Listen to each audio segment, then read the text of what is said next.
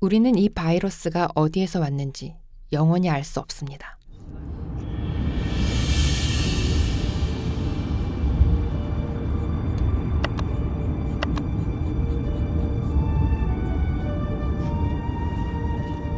시작은 추추의 눈물이었습니다. 갈색 눈물을 흘리기 시작해서 날씨가 추워져서인가 싶었어요. 병원 스트레스가 있을 것 같아 눈물은 화장솜으로 살살 닦아주었습니다. 다음날 일 때문에 수의사 선생님을 만났는데 추추가 눈물을 흘린다고 이야기하니 요즘 알러지 환자가 많아요 하시더라고요. 미세먼지 나쁨 2, 3일 뒤면 알러지 반응이 온 묵냥이들이 병원에 많이 온다고 합니다. 알러지라 그럼 병원에 가야지 싶어 추추와 병원에 다녀왔습니다. 그리고 3일쯤 지났나? 추추가 밤에 자다가 재채기를 하기 시작했어요. 집에 먼지가 있나 싶어 주말에 화장실 전체 가리를 해야겠다 생각했습니다. 그런데 다음날 추추가 기침을 하면서 침을 흘리더라고요. 뭔지 모르겠고 알레르기면 알레르기 원인 물질을 제거해야 된다 그래서 일단 내일 병원 가서 처방받고 화나. 세상에 이게 뭐지? 뭔가 문제가 있다 싶어 다시 병원에 갔습니다. 콧물이 많이 나서 콧물을 말려준다는 약을 받아왔어요. 다음날 아침 코코가 기침을 하는 걸 보았어요. 그제서야 깨달았습니다. 전염병이었어요. 어구 숨쉬기 불편해서 아이고 힘들어라.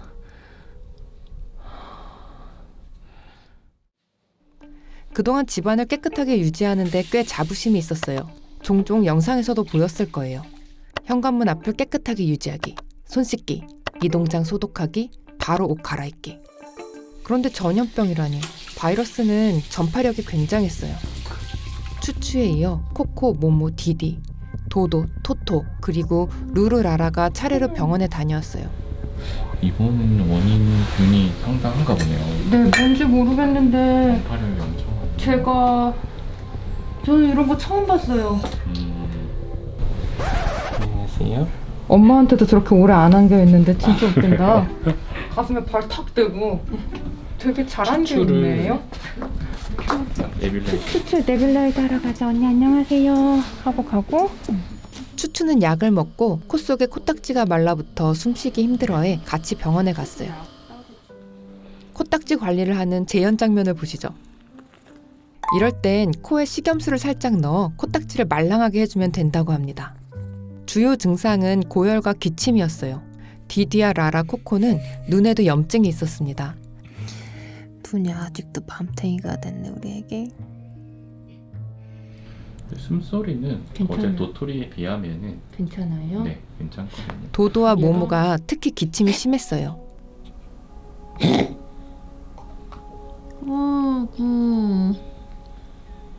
전염병이 돌고 집안은 커다란 병원이 되었어요. 병원에 다녀왔지만 열은 좀처럼 떨어지지 않았어요. 그리고 설 연휴가 시작되었습니다. 약은 듣지 않고 증상은 심해지는 것 같은데 연휴로 병원이 쉬다니 위기 상황이었습니다. 오늘의 건강관리 팁. 체온계는 비접촉식과 일반 체온계가 있어요. 둘 다 똥꼬로 체온을 재요. 비접촉식은 간단히 확인하기 좋기는 하지만 차이가 클 때는 1도 이상 날 때도 있습니다. 여러 번 재서 높은 값을 찾아요. 보통 꼬랑지를 돌돌 말고 똥꼬를 감추고 있을 때는 열이 있는 것처럼 나오더라고요. 접촉식 체온계 사용법은 루루가 보여줄게요. 알코올 수압으로 체온계를 닦아내고 체온계 끝에 바세린을 발라줍니다. 체온계를 똥꼬로 살살 넣어줍니다. 한 손으로는 얌얌을 주며 머리를 간지려주고 다른 손으로는 똥꼬에 꽂은 체온계를 잡습니다. 고양이의 정상 체온은 38도에서 39도 사이라고 합니다. 개인적인 경험이지만 39.4도 이하면 이미 병원에 다녀왔다는 전제하에 약을 먹이면서 관리 가능할 것 같습니다. 그 이상이면 빨리 병원으로 가야 합니다. 그 정도 고열은 먹이는 약으로는 잘 안 내려가더라고요. 호흡기 증상이 심해서 레뷸라이저라는 걸 구매했어요. 호흡기 치료에 쓴다고 합니다. 쿠팡에서 샀는데 연휴 전에도 로켓 배송으로 하루 만에 도착했어요. 레뷸라이저를 하기 위해 산소방이라는 것도 샀어요. 투명 아크릴로 만들어져 있는데 개인적으로는 뒷면, 옆면은 불투명한 것이 고양이들도 안심이 되고 좋지 않을까 싶네요. 작아서 잘 될까 싶었는데 잘 됩니다. 레뷸라이저는 소음도 거의 없어서 거부감도 별로 없었어요. 도도토토가 눈앞이 흐릿해지는 경험을 했겠네요. 아파 죽겠는데 눈앞이 흐려져서 무서웠을 것 같습니다. 토토, 어구 혀가 띠용 나왔어요. 조금 더 들어가 있어야 되는데.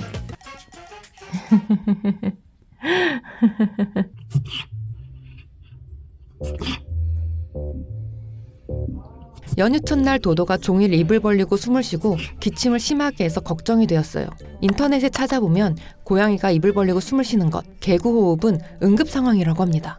24시간 동물병원을 찾아 전화를 했어요. 진료가 가능하냐고 물었더니 예약이 꽉 차서 오후에 오셔야 돼요. 무슨 일 때문에 그러세요? 하시더라고요. 고양이가 입을 벌리고 숨을 쉬어요. 그랬더니 그럼 지금 당장 오세요. 얼마나 걸리세요? 이러시더라고요. 당장 오라고 하니 어쩐지 마음이 더 조급해졌습니다. 도도는 병원에 도착하자마자 산소방에 들어갔어요. 동물병원의 진료 방법에는 두 가지가 있는데요. 보호자가 보는 앞에서 진료를 하는 곳과 상담실 뒤쪽에서 보호자 없이 진료를 하는 곳입니다. 둘 다 장단점이 있는데 도도처럼 겁 많은 고양이는 보호자가 안고 하는 것이 좋은 것 같아요. 이 병원은 진료실 뒤에서 하는 형태였는데 도도가 공포로 인해 발악을 하다가 똥을 지렸다고 합니다. 내가 보면 뭐라 하나? 수의사 선생님과 상의 후 피검사, 엑스레이 검사, 그리고 바이러스의 종류를 확인하기 위한 PCR 검사를 했어요. 엑스레이 검사 결과를 보는데 도도의 뱃속에 들어있는 사료 알갱이들이 잘 보이더라고요. 여기에 보시면 식욕도 있고 밥도 잘 먹었나 봐요. 밥이 잔뜩 들어있네요. 그거 제가 억지로 먹였어요. 아니 어떡해요? 수의사 선생님이 놀라시는 걸 보니 도도가 진료실에서 엄청 난리를 피우긴 했나 봐요. 고양이는 밥을 안 먹으면 위험하다고 해서 한 끼 이상 굶으면 억지로라도 먹이는 편입니다. 건사료를 물에 불려서 맛있는 얌얌을 바른 뒤 이가 없는 입 양쪽을 눌러 입을 벌리고 엄지와 검지로 사료를 잡아 목구멍에 쏙 넣어주면 됩니다. 습식사료는 뱉어내서 강제급여는 건사료로 하고 있어요. 아무튼 검사 결과 엑스레이상 폐, 기도, 장에는 아무 문제가 없고 혈액 검사 결과 염증 수치를 제한 모든 결과가 이상이 없었습니다. PCR 검사 결과 허피스나 칼리시 같은 고양이들이 흔히 걸리는 바이러스는 아니었어요. 도대체 뭐 때문에 아픈 건지 혼란스럽고 걱정이 되었어요. 일단 바이러스 같기는 해서 항바이러스제를 처방받았습니다. 참고로 항바이러스제는 조금 비싸다고 합니다. 무슨 바이러스인지 모르겠지만 전염 속도가 굉장히 빨랐어요. 전염병이라는 걸 깨닫기도 전에 전염이 되었고 격리를 하지 못했습니다. 이런 상황이라면 열심히 이겨내는 수밖에 없습니다. 인사하러 왔어? 디디 엄마 사랑해. 동물병원에서 약을 타면 세 가지 경우의 수가 있는데 캡슐로 만들어주는 곳, 가루로 주는 곳, 가루와 캡슐을 주며 만들어 먹이라는 곳이 있습니다.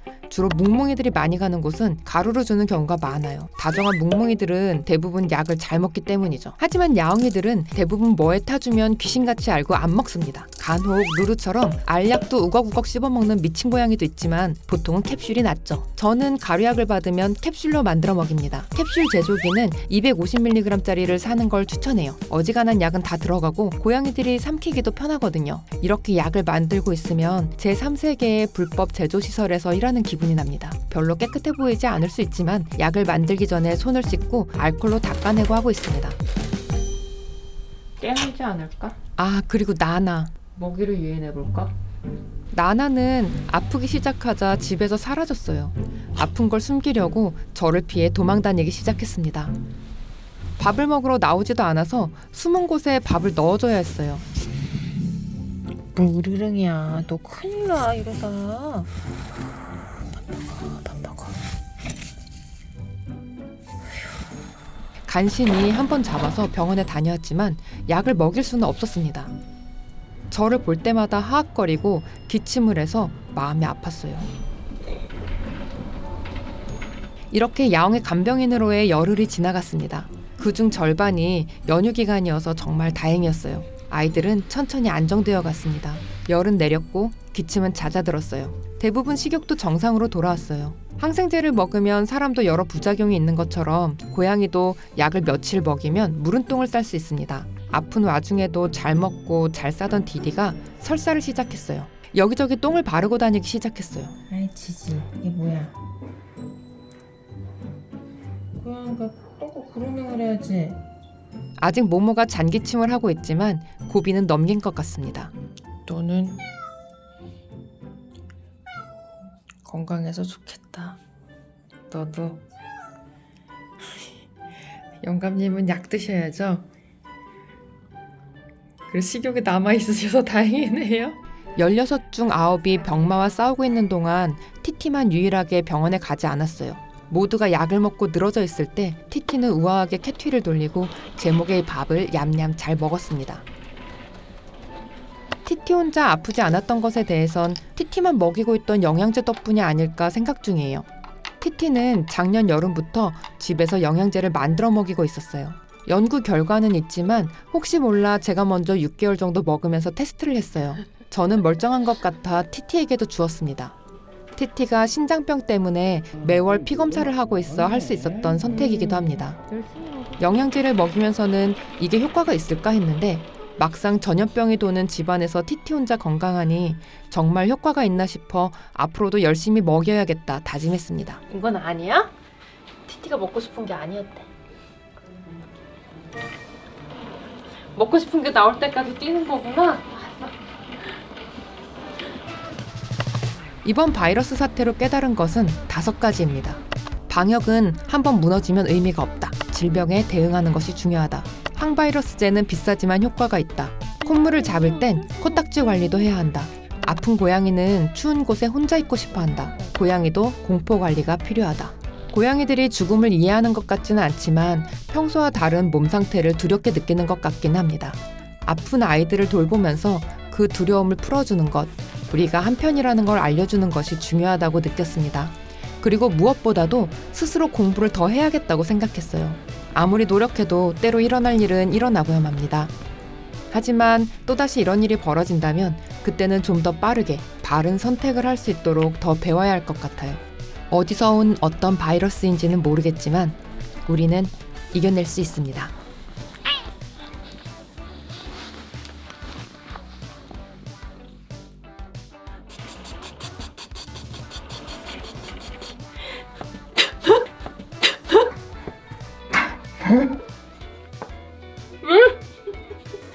신경 쓰여. 진짜. 미안해 티티 엄마가 뭐라 챙겨주고.